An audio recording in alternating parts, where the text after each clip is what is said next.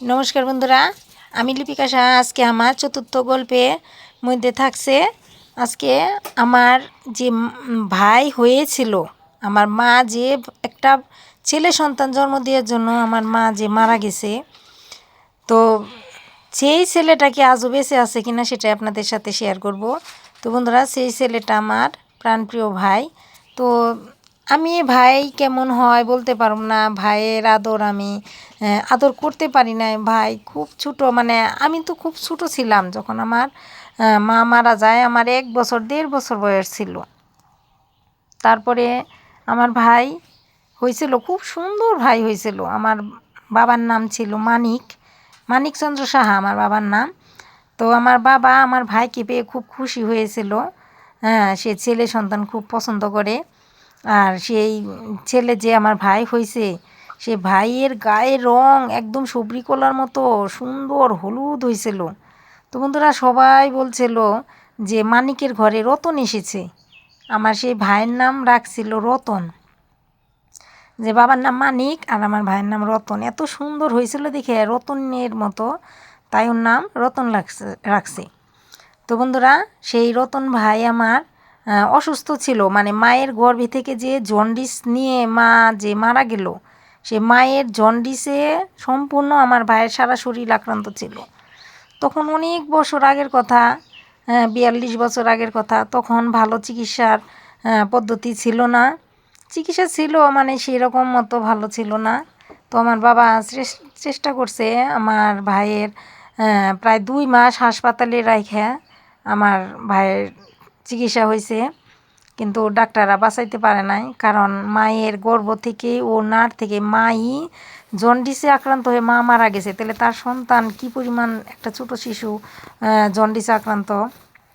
তো ওরে চিকিৎসার পরেও 2 মাস রাখতে পারে না। 2 মাস পরে আমার ভাইটা মারা গেছে। তো বন্ধুরা, আমার মা হারিয়েছি আমি 1.5 বছর বয়সে, ভাইও হারিয়েছি মায়ের মৃত্যুর 2 মাস পরে। আমি খুব ছোট ছিলাম, মানে তখন আমার মায়ের দরকার ছিল, আমার একটু আদর ভালোবাসার দরকার ছিল। হ্যাঁ, তো বন্ধুরা, তখন বাবা আবার বিয়ে করার, মানে আমাদের সংসারে তো মানে একজন লোক রাখবেই, মানে যে রান্না টান্না করবে বা আমাদের সংসার সামলাবে, বাবার ব্যবসা বাণিজ্য। হ্যাঁ, তো মা ছাড়া তো চলে না। তখন বাবা বিয়ে করবে, তো আমাদের গ্রামের অন্যান্য লোকের মেয়েদেরকে আমার বাবার কাছে বিয়ে দিবে। কারণ সবাই জানে আমার বাবা একটা কর্মঠ ছেলে। আমার বাবা খুব কাজের, মানে অনেক টাকা পয়সা ইনকাম করতে পারে, টাকা পয়সা ধরতেও পারে, আর ভালো কাজও করে। সারাক্ষণ পরিশ্রমের মধ্যেই থাকে আমার বাবা, কখনো আজিরা থাকে না। এখনও যে বয়স হয়েছে, এখনও আমার বাবা প্রচুর পরিশ্রম করে, প্রচুর কাজ করে। রাত 2টা বাজে উঠে এই মিষ্টি বানায়, তারপরে সারা দিন, মানে তার কখনো মানে উনি আজিরা সময় নষ্ট করে না, বেকার থাকে না। তো বন্ধুরা, তখন বাবার বিয়ের দরকার, হ্যাঁ, ঘরে মানুষের দরকার। তখন আমার দাদু, মা তো মারা যাওয়ার আগে বলে গেছে যে আমার মাসিকে বাবার কাছে বিয়ে দেওয়ার জন্য। আমার মাসির বয়স ছিল মাত্র 10 বছর বয়স। তখন মাসি ক্লাস 5-এ পড়ে। এত ছোটো একটা বাচ্চা, সে কি একটা সংসার সামলাইতে পারবে? তো 12 বছর হইলেও একটু বড় হইতো, কিন্তু 10 বছর বয়স, মাথার চুলগুলো ছোটো ছোটো, এই 4 ইঞ্চি চুল, হ্যাঁ 5 ইঞ্চিও হবে না। আর হাফ প্যান্ট পরে ঘুরে বেড়ায়। তখন মা জামা গায়ে দেয় নাই, ছোটো, অনেক সুন্দর, মানে আমার এই মা। হ্যাঁ, তখন আমার দাদু কী করলো, যে আমার 2টা নাতিন অন্য জায়গায় যদি জামাই বিয়ে করে, বয়স্ক মেয়েদের বা বড় মেয়েদের যদি বিয়ে করে, তাহলে তো আমার 2টা নাতিন এতিম হয়ে যাব। তো 2টা নাতিনের মুখের দিকে তাকিয়ে আমার দাদু তার ছোটো মেয়েকে বিয়ে দিয়ে দিল, মানে আমার বাবার সাথে। তখন আমার মাসি খুবই ছোটো ছিল, এটা আমার ছোটো মাসি। তো বন্ধুরা, তখন মাসি কী করতো, বিয়ের পরে জামা গায়ে দিত না, সবাই মিলে ধইরে বইলে টলে মাসিকে ব্লাউজ পরাইতো। মানে আমরা এখন মা বলেই ডাকি, মাসি বলি না, কখনো কোনো দিনও মাসি বলি নাই। তো মাকে সবাই মিলে ওই ব্লাউজ পরিয়ে দিত। ওই ছোটো বাচ্চা কাপড় টাপড় পরতে পারতো না। তো বন্ধুরা, সবাই মিলে তখন মাকে ব্লাউজ পরিয়ে দিছিল। ব্লাউজ পরতো সবসময়, আর ঘটি প্যান্ট পরা থাকতো। আর সিঁদুর পরতো একদিন তো আরেকদিন পরতো না, হাতে শাঁখা থাকতো। আর আমাদের দুই বোনকে নিয়ে মা খেলা করতো মামার বাড়ি, আমাদের ওই গ্রামেই মামার বাড়ি, ওই গ্রামেই বাবার বাড়ি। তো মা সংসারে কাজ কিছুই করতো না, আমাদের দুই বোনকে সারাদিন ভরে আমাদের দুই বোনকে নিয়ে খেলা করতো। আমরা মামার বাড়ি বড় হয়েছি।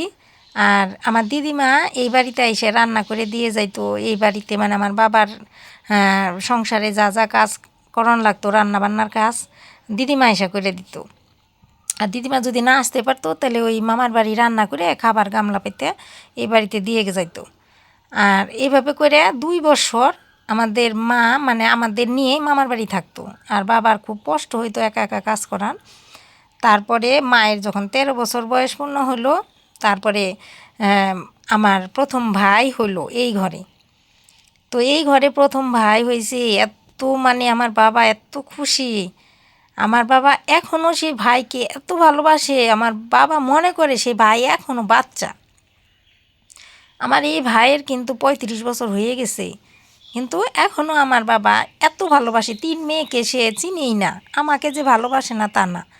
আমার বাবা 3টা বোন, আমরা 3 বোনকেই আমার বাবা একই রকমভাবেই ভালোবাসে। কোনো বোনকেই বাবা বেশি ভালোবাসে না বা কোনো বোনকেই কম ভালোবাসে না, কিন্তু বাবা আমার ভাইকে খুব ভালোবাসে। তো বন্ধুরা, এই ঘরে ভাই আমরা গেলে পরে ভাই দিদি দিদি বলে ডাকে, আমাদের আদর করে। কিন্তু ভাই এখনও বিয়ে করে না, এটা হচ্ছে আমাদের দুঃখের বিষয় যে ভাই এখনও বিয়ে করে নাই। তো বন্ধুরা, আজকের মতো গল্প, চতুর্থ গল্প আজকের মতো এখানেই শেষ করলাম। ভিডিওটি ভালো লাগলে একটি লাইক দিয়ে দিবেন, কমেন্ট করে জানাবেন, আর অবশ্যই সাবস্ক্রাইব করে আমার চ্যানেলের আমার পাশে থাকবেন, আমি যেন আরও অনেক দূর এগিয়ে যেতে পারি আর আপনাদের যেন সুন্দর সুন্দর ভিডিও করে দেখাতে পারি। ধন্যবাদ।